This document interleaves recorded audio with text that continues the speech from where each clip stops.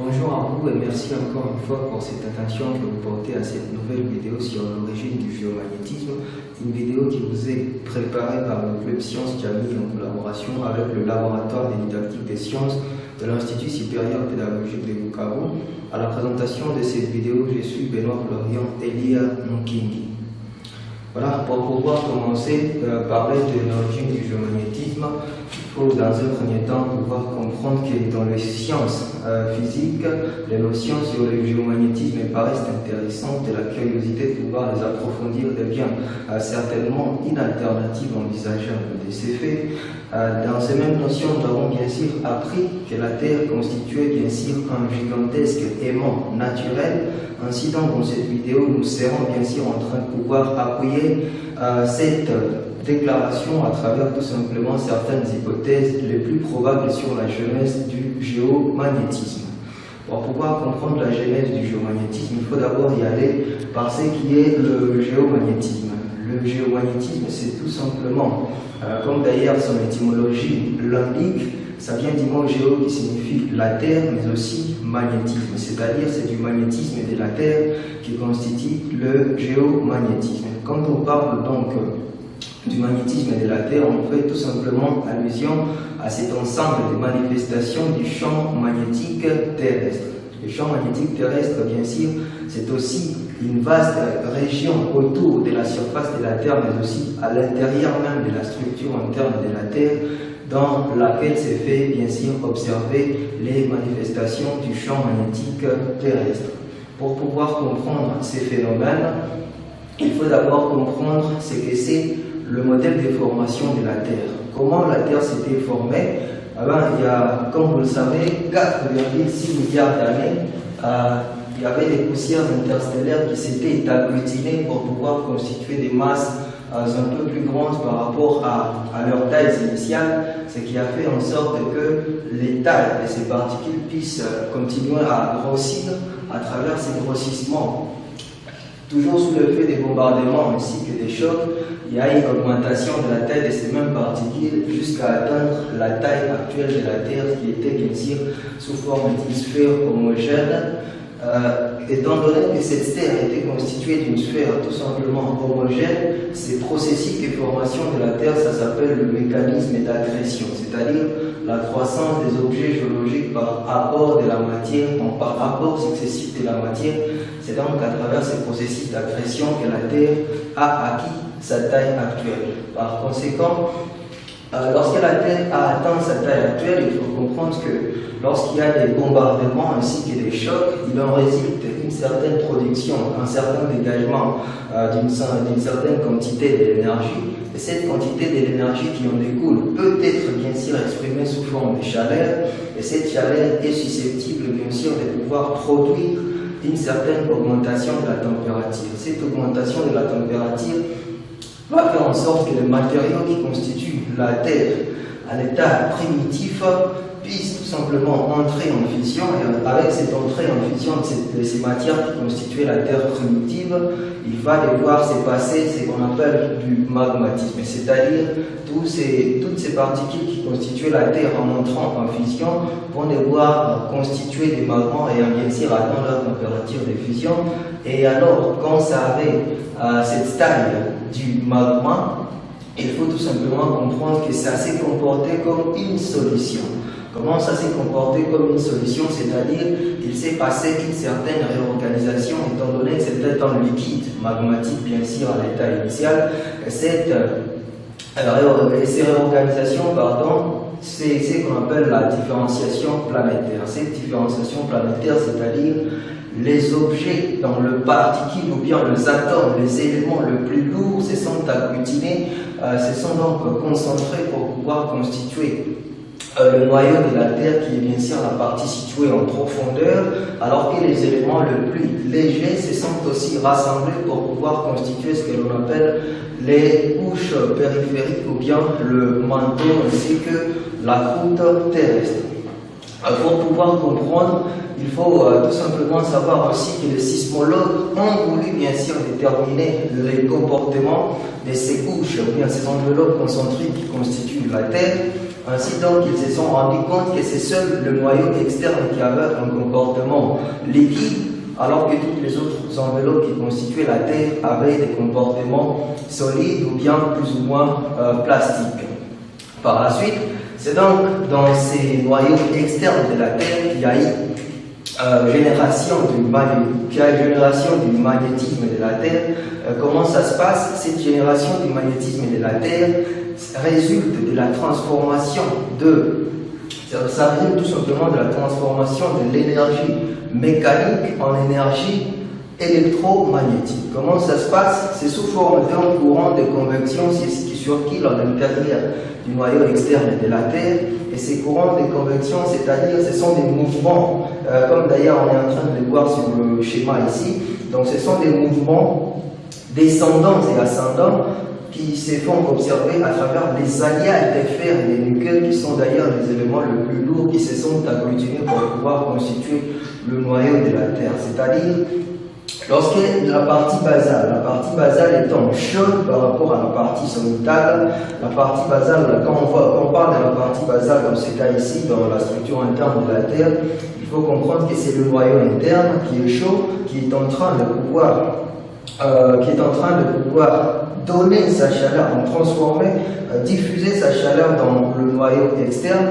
Il en résulte donc que la partie basale du noyau externe est vraiment chaude par rapport à la partie sommitale, ce qui fait en sorte que ces alliages de fer sont en mouvement perpétuel, de telle manière que lorsque ces alliages parviennent à monter au niveau de la surface sommitale, ces alliages sont un tout petit peu refroidis. En refroidissant, c'est bien sûr la densité qui va devoir diminuer, et cette densité, pas diminuer, mais plutôt cette densité va devoir augmenter. Cette densité ayant augmenté, ces particules vont devoir descendre, et en descendant, ces particules vont devoir encore se réchauffer, et en se réchauffant, la densité va diminuer. Cette densité ayant diminué, les particules, c'est-à-dire ces alliages de fer qui constituent le noyau externe de la Terre, vont encore une fois de plus diminuer leur densité et devoir redescendre, et ainsi de suite, le cycle va devoir continuer. Ainsi donc, c'est ces mouvements de convection qui se déroulent à l'intérieur du noyau externe de la Terre qui transforment l'énergie mécanique, comme on le sait tous bien. L'énergie mécanique, c'est cette énergie-là qui résulte des mouvements des particules. Ainsi donc, cette énergie mécanique va devoir se transformer en énergie électromagnétique. Le modèle le plus proposé pour pouvoir expliquer cette transformation, c'est sous forme de modèle d'un disque homopolaire, c'est-à-dire on suppose qu'il y a un disque D qui est en train de tourner autour d'un axe A', avec une vitesse oméga. Alors cette rotation de ces disques autour de l'axe A', avec cette vitesse oméga, va devoir bien sûr générer un champ initial constant qui a été d'ailleurs appliqué, que l'on suppose P0, qui a d'ailleurs cette direction, cette orientation pardon, vers le haut. Ainsi donc, ces mouvements vont devoir générer un champ électromoteur et M qui est dirigé autour du point P d'ailleurs, qui va du point P jusqu'à la périphérie. Ces champs se dirigeant vers la périphérie, c'est au niveau de cette périphérie que vont devoir s'accumuler toutes les charges positives du système. Ainsi, ces charges positives du système vont être annulées bien sûr par les charges négatives du système qui sont en train de s'accumuler au niveau de l'axe A'. Par conséquent, par la suite, vous allez devoir vous rendre compte que lorsque la vitesse angulaire, la vitesse avec laquelle ce disque est en train de tourner autour de l'axe oméga va devoir devenir un peu plus grande, et que l'on aura relié l'extrémité du disque à la périphérie, donc la périphérie du disque à l'axe A', il va en résulter certainement une certaine production du courant avec une intensité I. Le courant qui va devoir circuler avec une intensité I va devoir générer également un champ magnétique B. Ce champ magnétique va devoir suppléer le champ magnétique constant qui a été appliqué sur le système, et ainsi de suite. Par la suite, lorsque cette vitesse angulaire va devoir devenir énorme, ils vont résulter que dans le champ électromoteur va devoir être inutile. Le champ appliqué à l'état initial va aussi devenir inutile de telle manière que le champ qui a été produit par le mouvement va tout simplement engendrer à son tour donc un certain courant d'une intensité I, le même courant qui lui a d'ailleurs donné naissance. C'est pourquoi d'ailleurs on appelle un mécanisme de dynamo auto-excité, c'est-à-dire que c'est un système qui est en train de pouvoir s'alimenter ou bien s'exciter de soi-même. C'est donc à travers ces processus, ces modèles, que l'on assimile que l'on assimile le magnétisme de la Terre à travers le noyau externe de la Terre. Par la suite, il faut comprendre que le champ magnétique terrestre n'est pas tout simplement dans le noyau externe de la Terre, mais aussi c'est un champ qui est aussi présent dans la croûte océanique. Elle est beaucoup plus basaltique. Et pourtant, dans les basaltes, les roches, dans les basaltes, les minéraux qui vont devoir cristalliser sont des minéraux qui sont fortement magnétiques, c'est-à-dire qui sont riches en fer ainsi qu'en titane, c'est-à-dire dans les minéraux comme le fer, comme la magnétite, la magénite, ainsi que leurs dérivés titanaires vont devoir être beaucoup plus abondants dans les basaltes constituant bien sûr la croûte océanique, ce qui va faire en sorte que la croûte océanique puisse aussi disposer d'un certain magnétisme, bien qu'étant un magnétisme de moindre intensité par rapport à celui qui peut être observé au niveau du noyau externe de la Terre. Il faut aussi comprendre que le champ magnétique terrestre, comme on l'a dit d'ailleurs au début de cette vidéo, n'est pas tout simplement interne, mais aussi c'est un champ qui est externe. C'est-à-dire, il y a aussi un champ magnétique externe qui se fait observer dans la haute atmosphère à travers la couche qu'on appelle la magnétosphère. Cette magnétosphère, c'est la couche qui est au-delà de l'ionosphère et dans laquelle se passent aussi des processus du magnétisme. Comment ça se passe?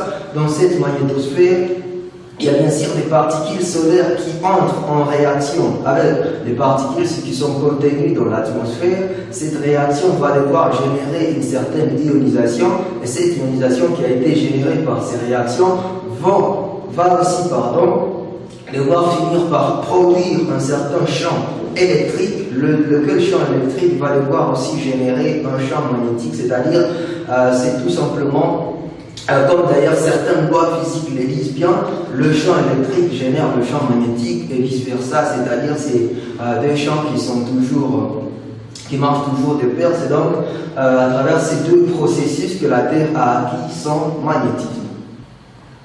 Voilà, en conclusion, nous avions vu que le champ magnétique terrestre, c'est la combinaison du champ magnétique externe et le champ magnétique interne. Le champ magnétique interne, c'est celui-là qui s'est fait observer au niveau du noyau externe de la Terre, mais aussi dans la croûte océanique. Le champ magnétique externe, c'est celui-là qui s'est fait observer au niveau de la magnétosphère à travers des réactions générant bien sûr une certaine ionisation, lesquelles réactions proviennent bien sûr des particules contenues dans l'atmosphère ainsi que des particules qui sont envoyées bien sûr par les rayons solaires. Ensuite, en ce qui concerne le champ magnétique interne, nous avons vu que le processus se passe tout simplement dans le noyau externe de la Terre à travers tout simplement le courant de convection qui se font bien sûr observer à travers le mouvement des alliages des fer et des nickels qui sont contenus dans la croûte, qui sont contenus dans le noyau externe de la Terre à travers un mécanisme de dynamo auto-excité, c'est-à-dire